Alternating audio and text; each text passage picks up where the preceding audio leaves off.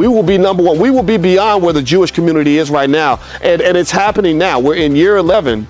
And you're already seeing the community transform. You're hearing rappers rapping about wealth. You're seeing young black men taking on wealth like anything else. There's almost nothing black folks are more committed to right now than building wealth. In fact, the economic influencers are gaining more power than some of the rappers. I talked to a rapper who said the people that really have the juice right now are the people like the Wall Street Trappers and Earn Your Leisure and all those guys. And to me, that makes me extremely proud, because what people have to understand is you're seeing the beginning and the emergence of what are going to become multi-billion and multi-trillion dollar empires. As we start to win, some of the trauma that we've gone through, the healing is going to happen just through mere success. I'm not really talking about just what these individuals are doing in this generation. I'm talking about what their kids are going to do.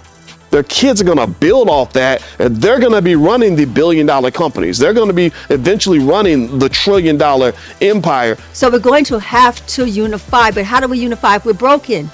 In the name of our children, our men have to raise up and heal, and the women have to raise up and heal.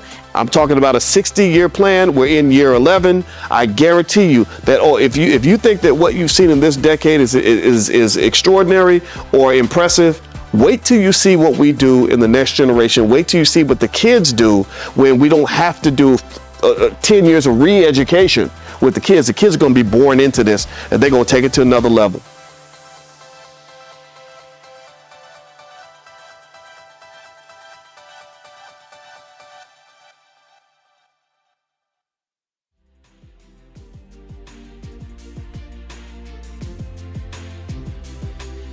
When I met Sabi, I was severely anemic and I was pregnant with KT.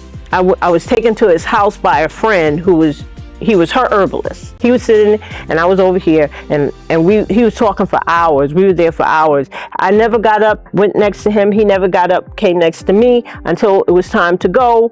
And he grabbed my foot and he slapped it. I was like, what? This man is crazy. And then he did like this. And he said, oh my God, sister. Oh my God, you're so severely anemic. You can't be that way and you're pregnant with the baby. How far are you? And I said, 8 months. He said, those doctors gave you that iron tablet, right?